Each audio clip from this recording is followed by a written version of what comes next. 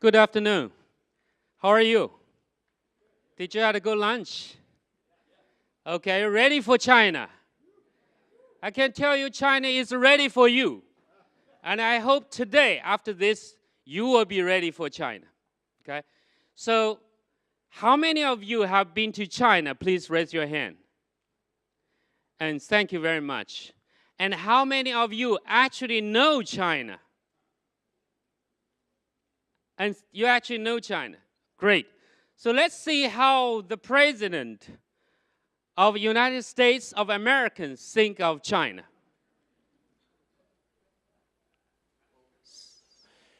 China. China. China. China. China. China. China. China. China. China.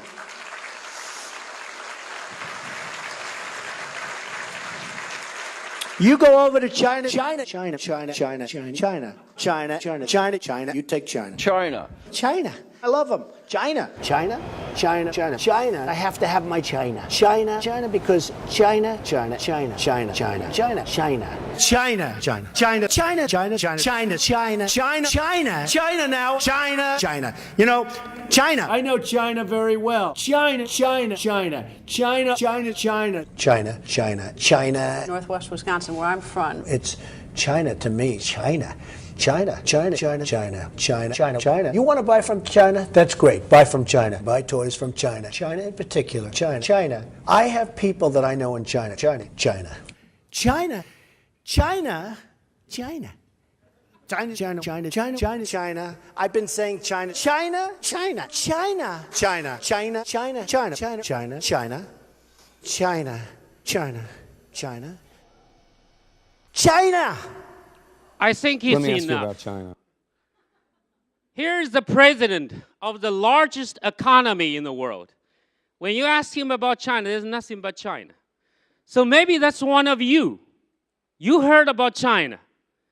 You hear about from the news about the Chinese economic development, political reformation, and all those, but how much you actually know about China. And this conference should be in China. That's why I'm talking to the organizer to bring this conference to China as well. So when many startups consider global expansion, where do you consider to go? Particularly from Europe. You go to American, right? Because Americans have very clear advantage. It's the language that you're familiar with.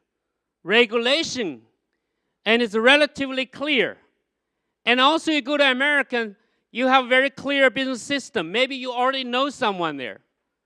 But we know anything good also comes with something bad. The disadvantage is also very clear. It's overly competitive. Everybody go to American, go to Silicon Valley. Because they feel the moment they go to Silicon Valley, they can get the capital. And they can have access to one large market. So that's what they think about. We all know, if we have learned about Blue Ocean strategy, we all know that wherever there's competition, you should avoid. You should go to places where there's no competition. So why everybody go to America? Because we like to feel comfortable. This is totally against entrepreneurship. As an entrepreneur, we like to take risks. We like to explore new things. But unfortunately, all across the world, I speak everywhere. I'm trying to tell everybody, if you're a true entrepreneur, you should really consider a global play rather than just an American-centric play.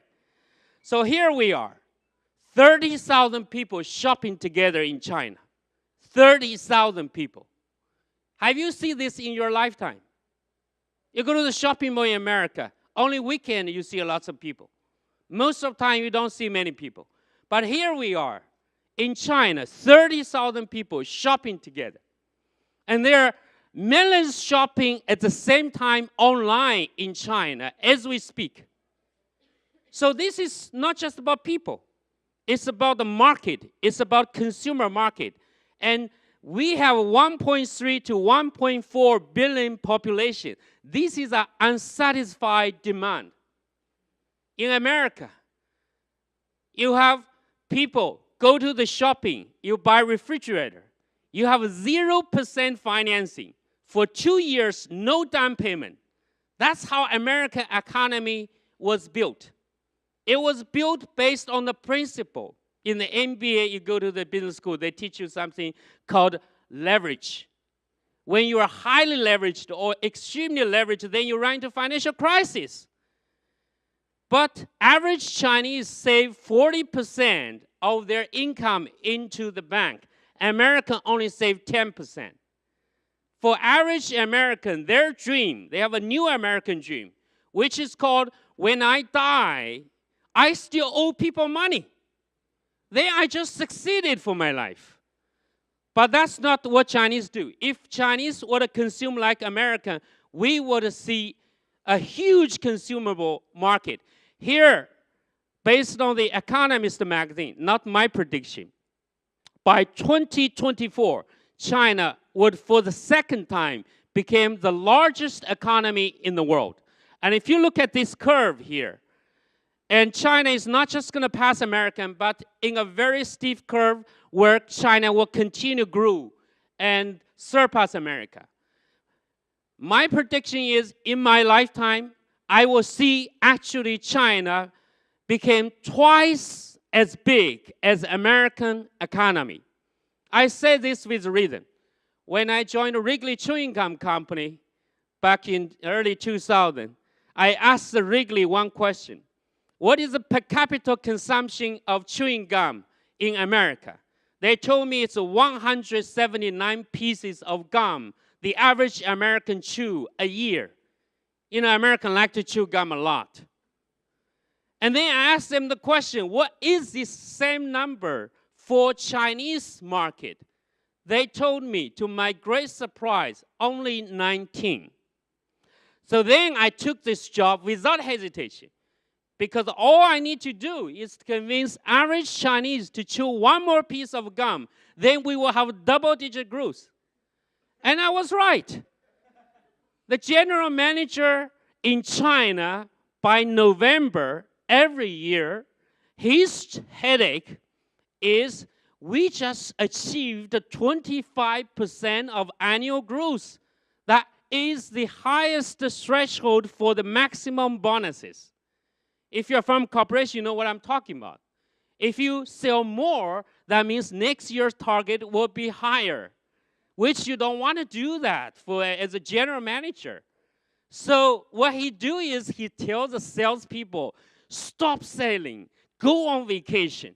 Because if you sell more, we got a problem. Have you ever seen that in your business?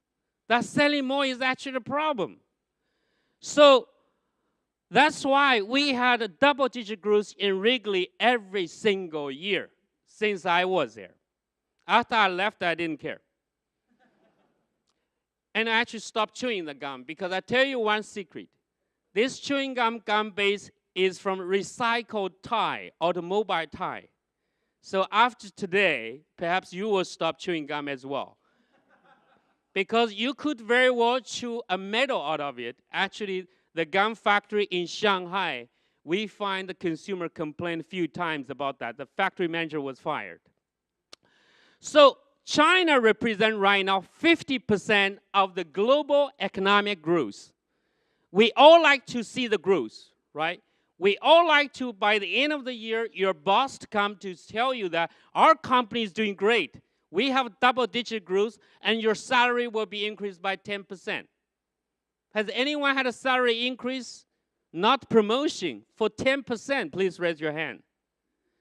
Are you from China? Not yet. Okay. So we have one gentleman, and I will ask you why.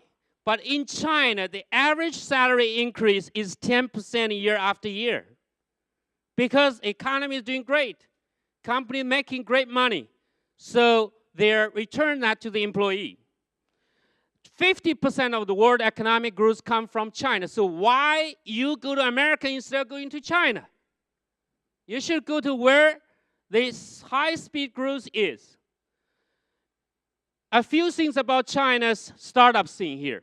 60% of the global unicorn are from China. I don't call Chinese unicorn unicorn. I call Chinese unicorn dragon because we are the people of dragon. And you go to China, you became dragon instead of unicorn. And dragon is much bigger and larger than the unicorn. That's why you see some of the Chinese unicorn could be 75 billion US dollars in its valuation. It itself is like 75 small unicorn. So that's Chinese dragon. Alibaba is the largest IPO. Jack Ma studied at our business school called Cheung Kong Graduate School of Business. Many people think, what is CKGSB? They asked me that. I didn't know that Kevin Klein started to sell to be a business school. I said, it's not Kevin Klein Business School. It's Cheung Kong Graduate School of Business School. From today, you will remember this name. Because Jack Ma studied at us. 10,000 Chinese CEO chairmen in the large company all come to us. We are the most influential business school. Unfortunately, it's not quite known here. That's why the organizer invited me to speak here. 9 Chinese companies made it to China, achieved 40% of their global revenue from China source. And here, 2,000 companies exited last year. 3,600 new fund was added in 2016. That makes the total fund number to be 115,000. These are the astonishing number in China. China has 2,141 incubators, and soon we'll have 5,000 incubators. We have a student last year. We went to visit his incubator.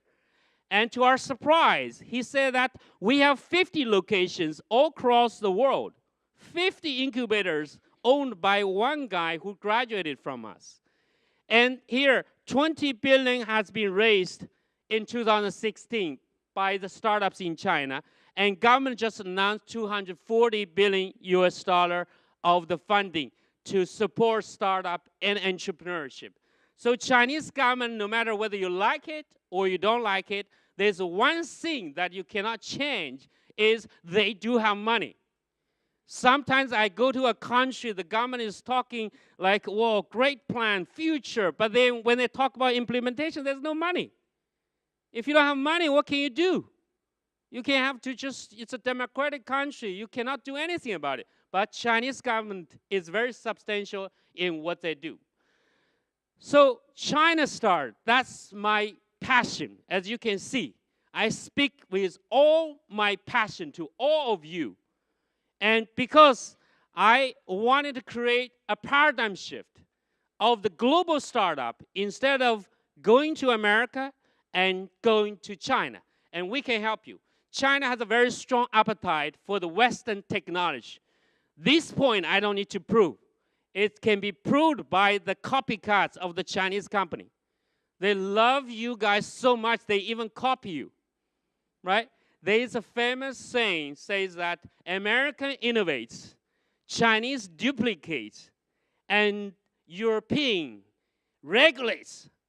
So as Europe, you're the worst because you kill the innovation through the regulation. I go to every place, I use Uber because I think it's a fantastic innovation. And I use that as a measurement of the country's openness and their endorsement of innovation and entrepreneurship. So in some of the European countries, I will not mention the name. They don't allow Uber to be there. So that says a lot about the regulation here. But Chinese, I registered Uber in China 5 years ago. And that's why the driver, they try to call me and say that, what is your name? That looks so funny because I have the Chinese name there. So Chinese consumers are keen to follow the Western trend, as you can see from all those here. You know, anything will sell in China. Look, McDonald's, junk food from America. When the first launched in China, there's a waiting line of more than 1 mile in China, in Wangfujing. We couldn't believe. You know, why all of a sudden all Chinese like junk food? You know, American junk food, right? Unhealthy. And second, look at Starbucks coffee. Starbucks. You all know Chinese is a tea-drinking country. We never drink coffee. We never produce coffee in our history. How could anyone sell a coffee to China? It's ridiculous. When Starbucks coffee started to have this idea of going to China, everybody thinks you're going to fail in China because Chinese drink tea, and that's an undeniable fact. But then they went there, they decided to sell not coffee, but lifestyle. They started to sell a seat that the young people in China feel going to Starbucks coffee is something so trendy, something so chic. They feel so good going to Starbucks coffee. As a result, they do so well. At the beginning, they use franchise model in China. I think that if I don't succeed, at least you invest in real estate from China. You screwed up, I'm fine. But later on, they realize that, you actually make more money. Then they come back to them to renegotiate with Chinese. By the way, the foreigners going to China, they learn Chinese very fast. They learn Chinese behavior because Chinese never respect contract. Because contract is just a piece of paper. What if you got lost in the toilet? What do? Yeah? So you go there to say that, hey, I want to renegotiate with you. And the Chinese, fine, you learn Chinese way. So now Starbucks Coffee has more self-owned store than the franchise store for this exact reason. So here, Kentucky Fried Chicken, it's unhealthy. I will always tell you a story, when I talk about here, because my personal success has a lot to do with KFC. So is Jack Ma. Now I tell you a story. Don't laugh at me, please. When I was in Shanghai in 1994, I dated the most beautiful, most intelligent girl in the world. Well, at that time, in the world means Shanghai for me. Well, she's not here. You can't verify. So for ladies, don't feel jealous. And I don't have money. That's the problem. And that's how I learned the word strategy. When you don't have money, you date the most beautiful and most intelligent woman. What do? You have to have a strategy.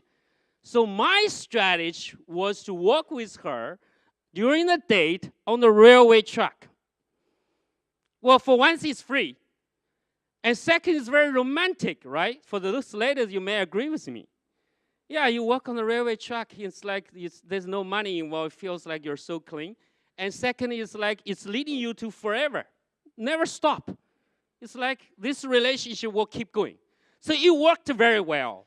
But after a while, I need to close a deal, So I accumulated enough money, and I decided to take her for a date at Kentucky Fried Chicken.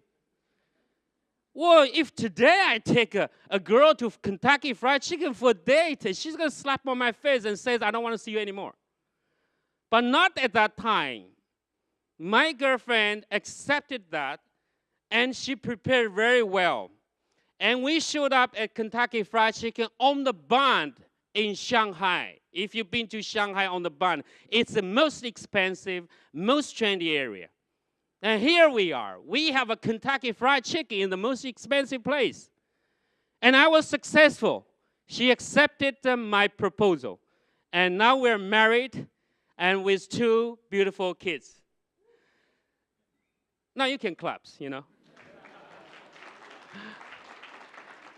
So you can see China has everything. Anything you could go. Howard Johnson went to China. Anyone know Howard Johnson? 3-star hotel, went to China, became 5-star hotel. Because they say that anyway, Chinese doesn't know we're a 3-star hotel. Why not build a 5-star hotel?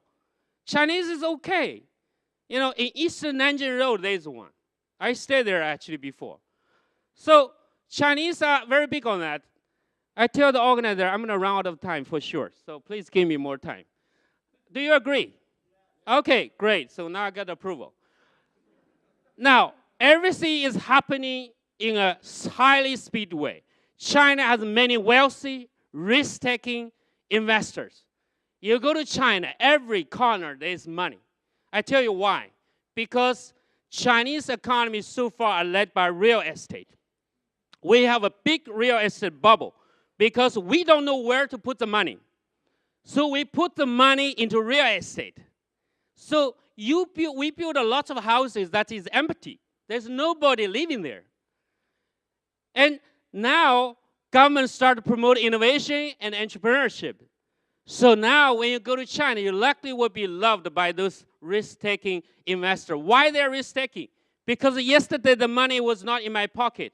They made money easy. They made money fast. What do? You spend fast. Has anyone win the lottery in this room? Please raise your hand. I don't think you dare to raise your hand. But I tell you, study shows most of the people win the big lottery end up with bankruptcy. Why? Because they win the lottery, they feel that this money doesn't belong to me anyway. I'm going to spend like crazy. They buy a car and a house, travel. They quickly spend the money. This is the characteristics, to some extent, of the Chinese wealthy investor, because the money was not in their pocket yesterday, and it happens to be in their pocket today. So they tend to be less cautious about investment. Mobile internet user, China has 1 billion mobile internet user. That's a huge number. And not just that, average Chinese spends 3.9 hours a day on the internet. And this is an astonishing number, right? So I give you an example of Mobike and how they were successful. This is a bike sharing concept. You go to the Chinese street now. A year and a half ago, they put the bicycle on the street of China. And instead of letting bicycle go to a station, they say that get rid of the station. Let the bicycle to be free. Let them to have freedom to be put in anywhere. And they use the mobile apps to open it and close it. And to people's surprise, this little idea actually created a huge movement. And they can use apps to do all those, open it up. And here is their funding. Look, they just raised $600 million US. And in their entire life, which is only 1.5 years, they have raised about 1.5 billion US dollars. Can you believe that? Now they entered the 100th city in the world, Manchester in England. And this year they plan to be in 200 cities in the world. So this is China. This is kind of money you're looking for, when you go to China. So opportunity in the Chinese startup scene. There are many. FinTech is one of the top ones. We are a country. People doesn't have patience. We go to everywhere. We use a mobile phone to do everything, make payments. When I come here to London, the taxi driver asks me to pay cash. I feel very uncomfortable because I don't have cash in my pocket, and that money is dirty, and that money is easy to get lost or stolen. I carry my phone, right?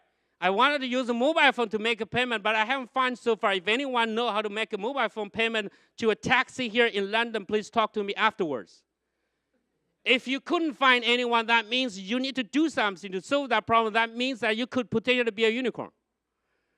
So O2O, AI, smart city, clean tech, blockchain, healthcare, medical material, agricultural technology, those are very much needed by Chinese, and clean tech as well.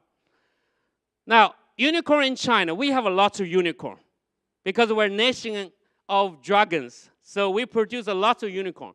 Here, you will see top 10 Chinese unicorn. You hear say Ant Finance, which you all know. Chief Strategic Officer of Ant Finance is our faculty, okay? And Jack Ma recruited him from us.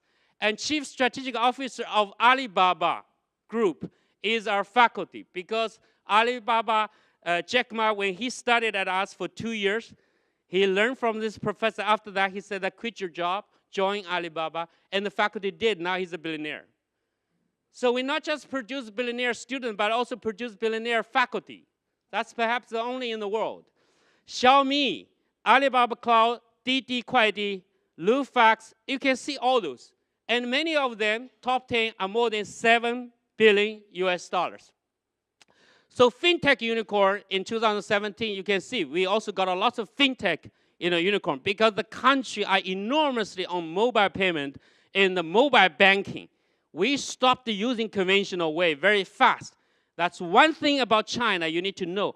We are a country of collectivism. we are not individual-based. So when someone starts to use something, they everybody follow. That is China. That's why everything moves fast, because we have this traditional Confucianism philosophy that has been governing China for more than 2,500 years. It's not about communism. It's about Confucianism, actually, in China. So you see all those, and you can see this, and I really don't have much time here. Now, in the fintech areas, there are 13 unicorns from China, 18 from America. Yeah, the rest of the geography literally have a few. So China is a place to create a dragon. Now, on financial service, they have 75 billion US dollar valuation. So it's a huge valuation. And fintech opportunity exists in China in blockchain, cybersecurity, P2P. These are the top three here. I don't have time to go through that, and I will talk to you individually after that if you're interested. Overcome the challenge in expanding to China. Many people tell me that I don't go to China for the following reason. Number one, language. I tell you don't need to speak Chinese, because there are many successful people, business people, entrepreneurs in China. They don't speak any Chinese. As a matter of fact, I argue, if you speak Chinese, you lose your edge, because the Chinese think you are one of them. By not speaking Chinese, you actually present yourself much better. Like, oh, I'm a foreigner. Okay, I have something different, right? Second, IP protection. People always say that Chinese copy. Who doesn't copy? Let me ask you, who doesn't copy? Apple copy. Everybody copy. Steve Jobs had one famous quote. He said that a good artist copy. A best artist steal. If you don't believe me, check on the internet. That's what he said. So copy for him is a virtue. Now, the Chinese IP right now protection is much better.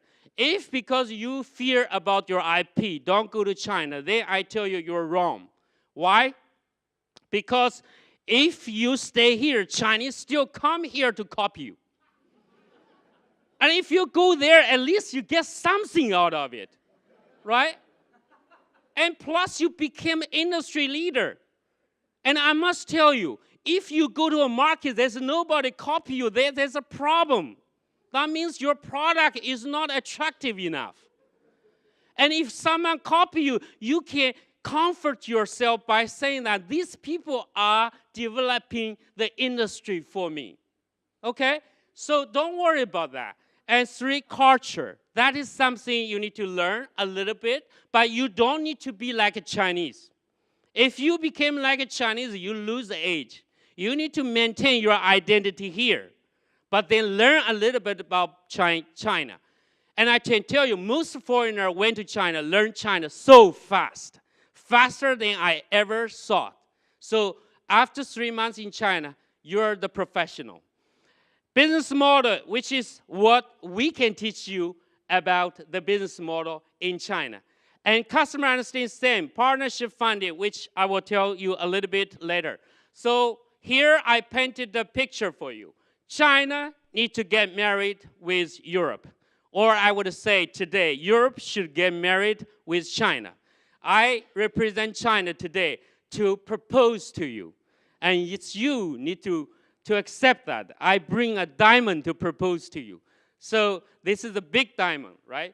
So China plus Europe means dragon, and market capital plus idea and technology. Here, China represents market space, the channels, and Europe represents ideas and technology. I was speaking at the Mobile World Congress in Shanghai a few days ago, a week ago maybe, and there I tell the audience, the European has a long history. I think Europe are much more innovative than American. For those Americans, please don't feel offended.